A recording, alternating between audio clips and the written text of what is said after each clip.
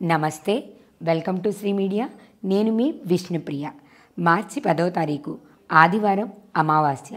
సహజంగా అమావాస్య ప్రతి నెలలోనూ వస్తూనే ఉంటుంది, కానీ ఆదివారం అమావాస్య రావడం చాలా విశేషం. ఆదివారం రోజు వచ్చే అమావాస్య రోజు పితృతర్పణాలు చేయాలి అని చెప్తుంటారు. అసలు పితృతర్పణం అంటే ఏంటి? వాటిని ఎలా చేస్తారు? ఎవరు చేయాలి? ఈ ఆదివారం అమావాస్యకున్న విశిష్టత ఏంటి? ఈ ఆదివారం అమావాస్య రోజు మనం ఏం చేయొచ్చు?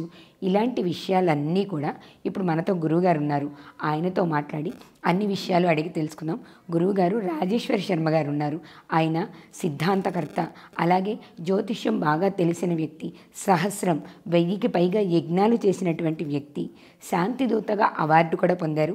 రాజేశ్వర శర్మ గారితో మాట్లాడి ఇప్పుడు మనం అన్ని విషయాలు సవివరంగా పితృతర్పణాల గురించి తెలుసుకుందాం. నమస్తే గురువుగారు. నమస్కారం అమ్మ. మొట్టమొదటిగా శ్రీ మీడియా ప్రేక్షకులకు స్వాగతం, సుస్వాగతం. అదేవిధంగా రేపు 8వ తేదీ మహాశివరాత్రి శుక్రవారం వస్తుంది. మరి ప్రతి జీవికి, ప్రతి ప్రాణికి, ప్రతి ఒక్కరికి కూడా శివరాత్రి అంటే శుభము. ఆ పరమేశ్వరుని అనుగ్రహం ఎల్లవేళలా అందరికీ ఉండాలని మరొక్కసారి అందరినీ శుభాశీస్సులు తెలియజేస్తూ, అదేవిధంగా ఆధ్యాత్మిక కార్యక్రమాల పట్ల ఆసక్తి ఉన్నటువంటి శ్రీ మీడియా యాజమాన్యం వారికి మరొక్కసారి శివరాత్రి శుభాశీస్సులు తెలియజేస్తూ శుభం. మీరు అడిగినటువంటి ప్రశ్న చాలా చక్కటి ప్రశ్న తల్లి. ఆదివారము అమావాస్య రావడం చాలా అరుదు. అందులో అమావాస్య అంటేనే పితృతర్పణాలకు శ్రేష్టమైంది.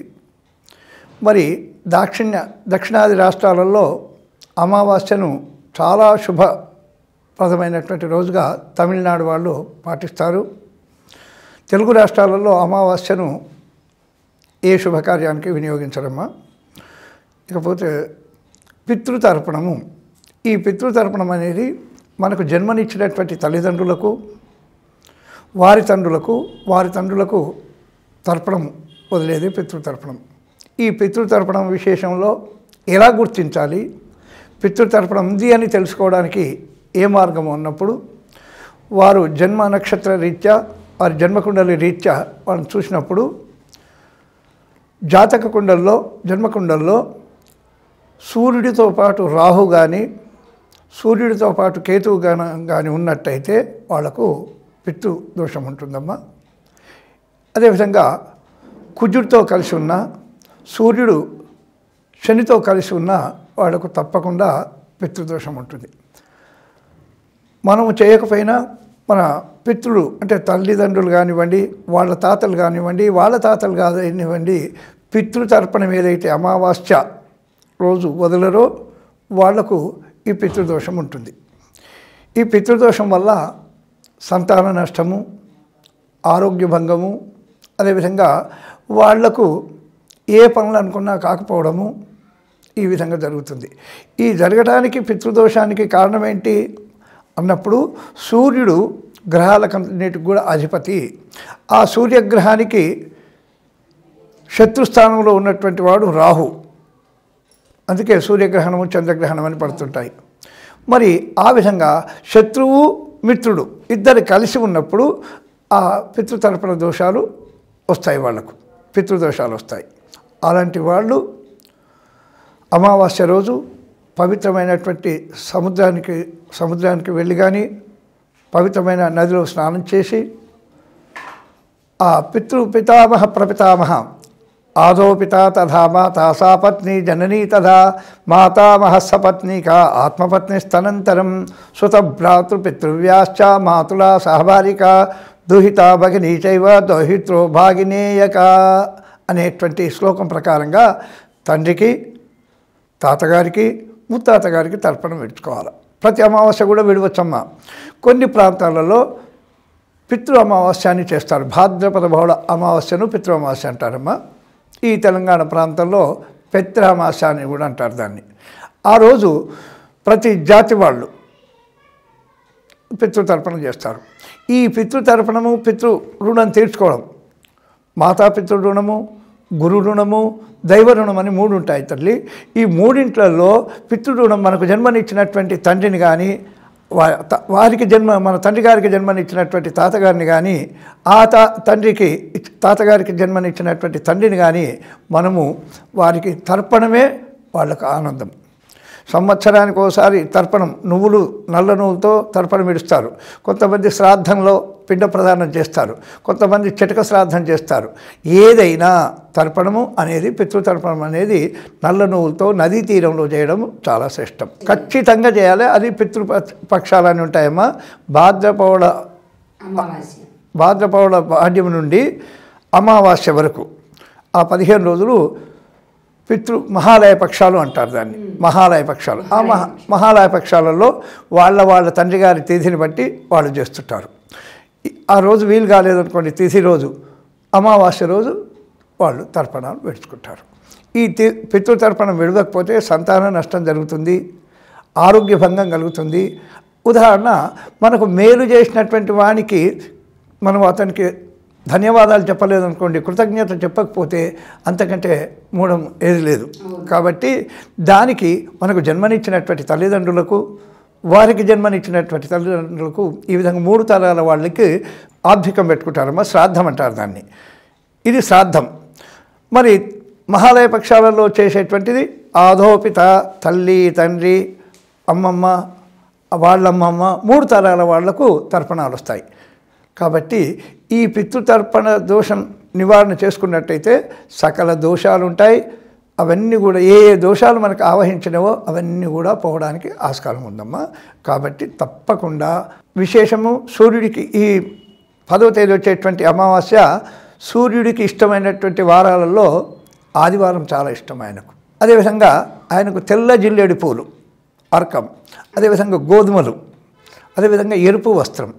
ఈ ఎరుపు వస్త్రాన్ని కానీ గోధుమలను కానీ అదేవిధంగా ఎవరైతే దానం చేస్తారో వాళ్ళకు కూడా ఆ సూర్యభగవాను ఆశీస్సులు ఉంటాయి. అదేగాక భాస్కరాయ ఆరోగ్యం దద్యాత్. భాస్కరుడు ఆరోగ్యాన్ని ఇచ్చేటువంటి వాడు. ఉదాహరణ, కరోనా వచ్చినప్పుడు చూడండి, చాలామంది వ్యాక్సిన్లు తీసుకున్నారు. కానీ సూత్రం ఏంటంటే, ఎవరైతే ఎండలో సూర్యరశ్మిలో 1 గంట పాటు ఉన్నారో వాళ్లకు కరోనా రాలేదు. ఇది సత్యం. ఆ సూర్యరశ్మిలో ఉండలేని వాళ్ళు డి విటమిన్ తీసుకున్నారు, ఇంకేదో వ్యాక్సిన్లు తీసుకున్నారు. కానీ ఉదాహరణ, నేను ఏ వ్యాక్సిన్ తీసుకోలేదమ్మా, నేను ఏ వ్యాక్సిన్ తీసుకోలేదు, కరోనాలో బాగా తిరిగినాను, బాగా ఉన్నాను.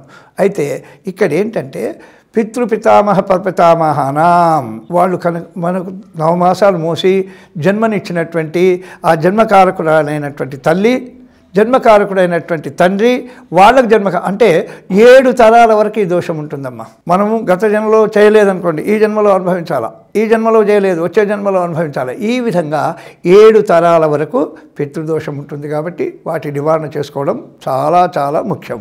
తల్లిదండ్రులు ఉన్నవాళ్ళు పితృతర్పణాలు చేయొచ్చా? అంటే వాళ్ళకి తల్లిదండ్రులు ఉన్నారు, వాళ్ళ తాతగారికి పితృతర్పణ కార్యక్రమాలు చేయొచ్చా? మామూలుగా అయితే అస్సలు చెయ్యని వాళ్ళు ప్రక్షాళన చేసుకొని చెయ్యాలి అని మీరు చెప్పారు కదా, మరి తల్లిదండ్రులు ఉన్న వాళ్ళకి చేయడానికి అవకాశం ఉందా లేదా? వీల్లేదమ్మా. వాళ్ళు ఎప్పుడు కూడా జీవపితరుడు పెట్టడానికి వీల్లేదు. ఇప్పుడు కొడుకున్నాడు, ఆ కొడుకు తల్లికి తండ్రి వరకే పెట్టగలుగుతాడు. తండ్రి ఉన్నాడు, వాళ్ళ మేనత్తకో వాళ్ళ అమ్మమ్మకో వాళ్ళు పెట్టడానికి వీల్లేదు. జీవపితరుడు తర్పణ పెట్టుకోవడం వీల్లేదు. కానీ ఇక్కడ ఆ పితృపక్షం రోజు, ఆ పక్షం రోజు కానీ, ఆ శ్రాద్ధం రోజు కానీ వాళ్ళు తప్పకుండా ఆ పిండాలను దర్శించి కానీ, ఆ తర్పణం దగ్గర నిలబడి కానీ వాళ్ళ పెద్దలను తలుచుకొని నమస్కారం చేయాలి. తల్లిదండ్రులు లేని వాళ్ళు ఖచ్చితంగా పితృతర్పణ కార్యక్రమాలు చెయ్యాలి. మరి ఇప్పటిదాకా అసలు చేయలేదు, ఇంతకాలంగా మేము పితృతర్పణ కార్యక్రమాలు చేయలేదు, కానీ ఇప్పుడు చెయ్యాలి అని అనుకుంటున్నాం అన్న వాళ్ళకి ఏదైనా పరిహారం ఉందా? వాళ్ళు ఇప్పుడు ఇవి తెలుసుకొని చెయ్యాలి అని అనుకుంటే వాళ్ళు ఎటువంటి కార్యక్రమం చేయాలి, ఎలా పితృతర్పణ కార్యక్రమాలు చేయాలి? వాళ్ళు చేయడానికంటే వాళ్ళు ఏం చేయాలమ్మా, వాళ్ళు ఎంతకాలం చేయలేదు కాబట్టి వాళ్ళు ప్రాయశ్చిత్తం అని ఉంటుందమ్మా. గయలోకి వెళ్ళి గయకు వెళ్ళి అక్కడ చేసుకోవచ్చు. మరి అది చాలా ముఖ్యం. గోకర్ణంలో కూడా చేసుకోవచ్చమ్మా. చేసి నారాయణ బలి అని ఉంటుంది తల్లి, ఆ నారాయణ బలి చేసుకున్న తర్వాత పితృతర్పణం చేసుకున్నట్టయితే వాళ్లకు ప్రాయశ్చిత్తం జరుగుతుంది. వాళ్ళు గయ కానీ గోకర్ణం కానీ వెళ్ళి అక్కడ ప్రాయశ్చిత్త పూజలు చేసుకొని తర్వాత ఇక ప్రతి సంవత్సరం వాళ్ళ తిథి రోజు కానీ లేకపోతే ఇలా మాలయ పక్షాలు వచ్చినప్పుడు కానీ మన అమావాస్య రోజు కానీ పితృతర్పణాలు చేయొచ్చు. అంతే కదా గురుగారు? అవును అవును. దీంట్లో ఆమశ్రాద్ధము, చటక శ్రాద్ధము, పిండ ప్రదానము ఇవి ఏవీ లేవు. వసతి లేదు, ట్రైన్లో వెళ్తున్నారు, ఆ తిథి వచ్చింది, అప్పుడు మనసులో ప్రార్థన చేసుకొని వెళ్ళిన తర్వాత ఓ బ్రాహ్మణికి ఆ సాహిత్యం కానీ సంభావన కానీ ఇచ్చి ఆ పితృలను తలుచుకొని ప్రార్థన చేస్తే కూడా దోష పరిహారం. అట్లానే వసతి ఉండి అనుకూలంగా ఉండి మాత్రం అవి తప్పించుకోవడానికి వీల్లేదు. కర్మలోపం జరగకూడదు. కర్మలోపము జరిగినట్టయితే ఆ దోషము మనకే కాదు, పితృదోషం మనకే కాదు, మన పిల్లలకు కూడా అది అంటుతుంది. ఉదాహరణ, నేను చేయలేదు, నా పిల్లలకు కూడా అంటుతుంది. 3 తరాల వరకు ముందు, 4 తరాలు వెనుక, ఈ విధంగా 7 తరాల వరకు ఈ పితృదోషం ఉంటుంది. తల్లిదండ్రులు లేని వాళ్ళు పితృతర్పణాలు ఖచ్చితంగా చెయ్యాలి. ఒకవేళ అలా చెయ్యకపోతే వాళ్ళ వెనకాల ఉన్న 4 తరాలు, ముందున్న 3 తరాలకి కూడా అది ఖచ్చితంగా వస్తుంది అని అంటున్నారు. అయితే గురువుగారు, ఇక్కడ కొంతమంది ఇవేమీ చెయ్యకుండా, పితృతర్పణ కార్యక్రమాలు ఏమీ చెయ్యకుండా వాళ్ళు కొంచెం ధాన్యాన్ని, నవధాన్యాలు వాటన్నిటినీ కూడా ఈ మాలయ పక్షాలప్పుడు కానీ అమావాస్యప్పుడు కానీ దానం ఇచ్చేస్తూ ఉంటారు. అది అసలు అలా చెయ్యొచ్చా? దానివల్ల ఉపయోగం ఉంటుందా అంటారు. చూడండి అమ్మా, మా పెద్దలు ఏ పాపం చేసినారో మేము అనుభవిస్తున్నాం, మా పెద్దలు ఏ పుణ్యం చేసినారో మేము సుఖాలు అనుభవిస్తున్నాం. ఇది అన్నమాట వాస్తవికంగా సోమర్తనానికి సంకేతం అమ్మా. నేను ఏమీ చేయలేను.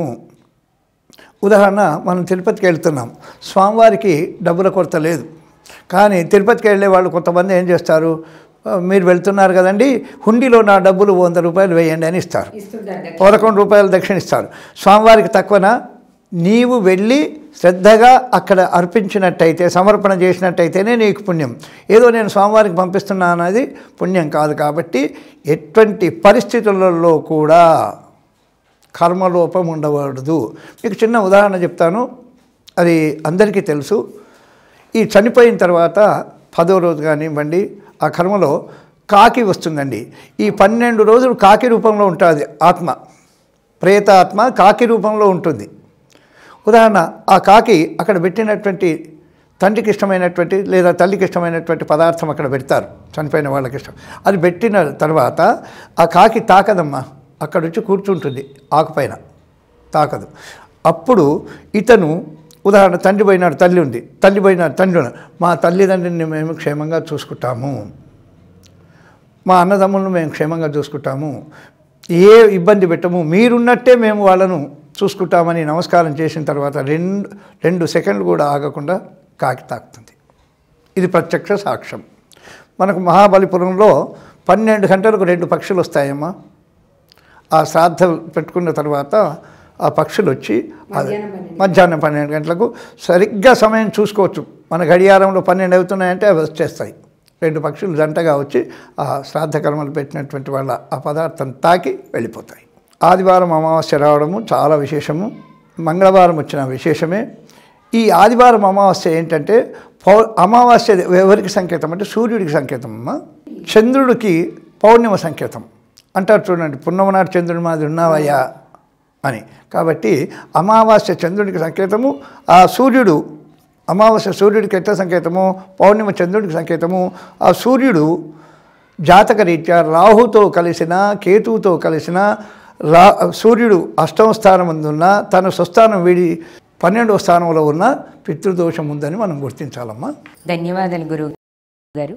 చూశారు కదా, అమావాస్య ఆదివారం మార్చి 10వ తేదీన అమావాస్య ఆదివారం రోజు ఖచ్చితంగా పితృతర్పణ కార్యక్రమాలు చేసుకోవాలి. ఆ అమావాస్య రోజు ఆదివారం కావడం వల్ల ఎలాంటి విశేష పూజలు చేయాలి, ఎలాంటి క్రతువులు చేయాలి, అవన్నీ కూడా గురువుగారి ద్వారా తెలుసుకున్నాం. మరో వీడియోతో మళ్ళీ కలుద్దాం. నమస్తే.